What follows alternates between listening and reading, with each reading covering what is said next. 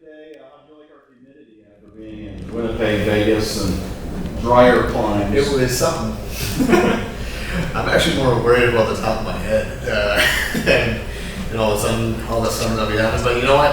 It's been good so far. Actually, it's the first time I had my driver all day that day going on. So, really good day for me. A little bit about the hockey. Training camp starts tomorrow. Maurice kind of famous for these 3-day skate sessions. Basically, you ready to get back into that? As much as any guy would say that they're ready for it, you can't really ever prepare for it. Had that fallen fast. I do know what's coming in certain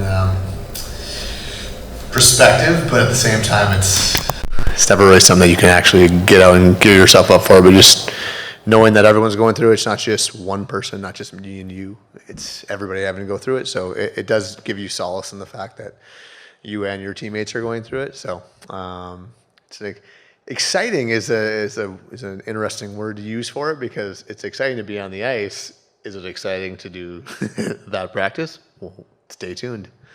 A lot of guys have talked about, like, as we've gone through the playoffs the past couple of years, have credited the way that they started camp out. Can you see some correlations into that? I do. I think you put yourself in the position where you know how Paul's going to treat you. You know how he's going to test you. You know that your guys can get through it. And when it gets hard at the end of the year, that's really what it comes down to, is looking across and seeing guys and saying, I know this guy can do it. I know this guy can do it. And that's really what it comes down to at the end of the year, because the margin for error is so slim that that's what you have to believe in. You know, you believe in your systems, yeah, you believe in your skill, yeah, but when the chips are in, you got to believe that the guy's going to be able to do anything for you. First, welcome to South Florida. Thank you. And obviously, you played with Paul for Paul before, but just the opportunity when it came about, hey, I can go and play with Coach Maurice one more time. How were discussions like that with your camp, and how excited were you to finally sign the contract and become a Florida Panther? Yeah, thank you. I am pretty blessed to be here, and given how things have gone, and with Paul and with myself, and I felt so re-energized when I had him my first year in Winnipeg.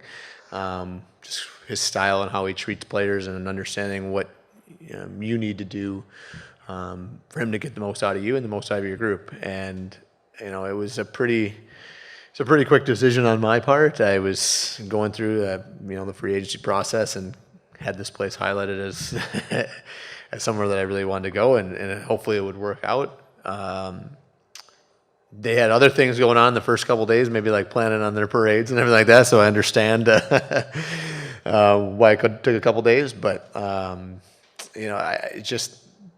me, it's the idea that you hit the reset button on your whole career. Like, I've taken this summer as a go back to hardware mode, like you're a rookie again, and just come out and have some fun with this, like playing the game without all the extracurriculars, all the other pressures that added on to yourself. And I mean, most players are their worst critics, right? Like for me, you're like your harshest critic. And so for me, I've always been tough on my own game, and with a team that's won, and you're just coming down here to jump on board.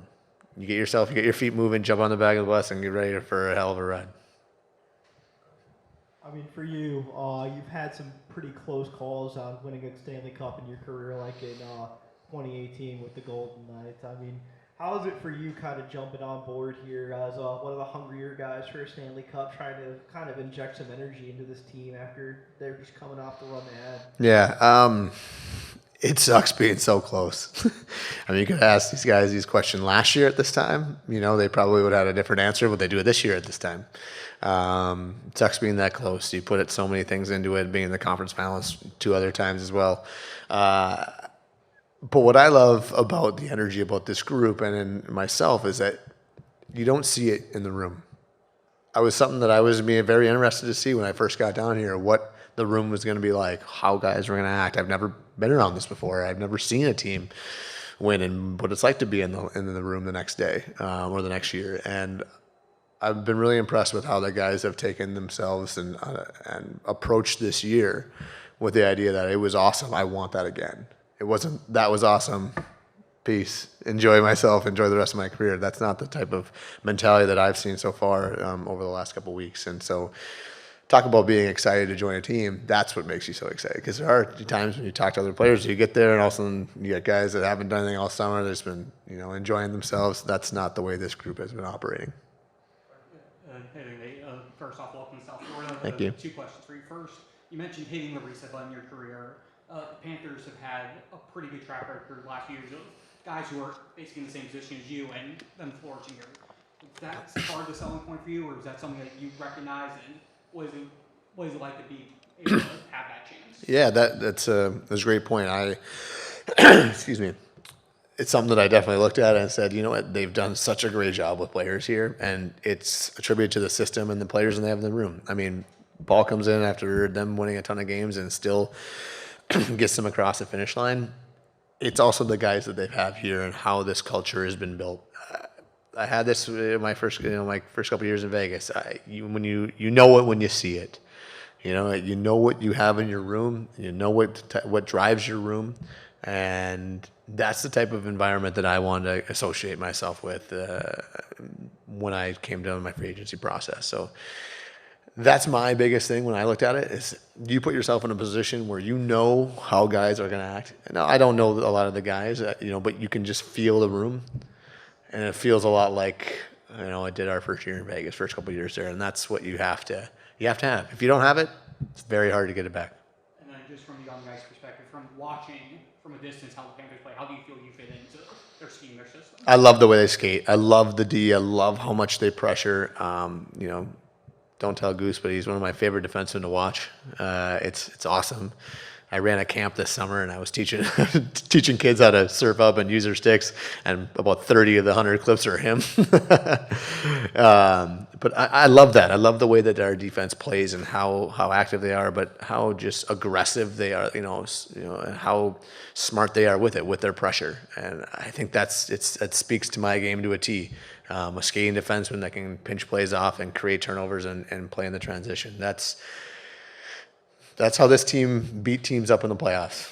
That's how this team was able to, every team's got shortcomings, to fulfill all their shortcomings and say, hey, like, we can do this every game. It's going to frustrate the hell out of teams. And look at the excitement, banging my knee off the doors, and be able to go out there and do it. So that's the exciting part for me to interject myself into this system.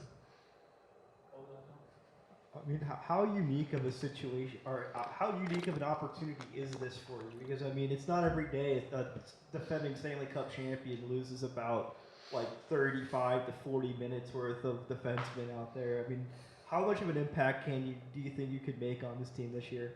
Yeah, and that's, the other part of it, too. I think the pieces are in place, but this team has done a really good job of plugging guys in and understanding that they can play in this system if you have the right guys. And I'm talking with my family and my agent, I feel like I'm the right guy to get in and play in this situation. And there are minutes out there.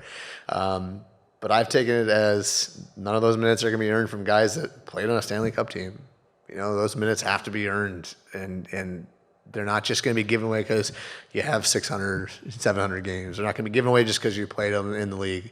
And that's actually was an allure for me. In that sense, you kind of get to say, okay, we get to go back in and fight for it again. And that earned minutes, those earned respect from your players and from the coaches to hopefully get in and into those higher impact situations is honestly all you can ask for from a player and for myself. That's all I could ever ask for. And just getting the chance to do that, that's what's getting me up tomorrow morning. All right.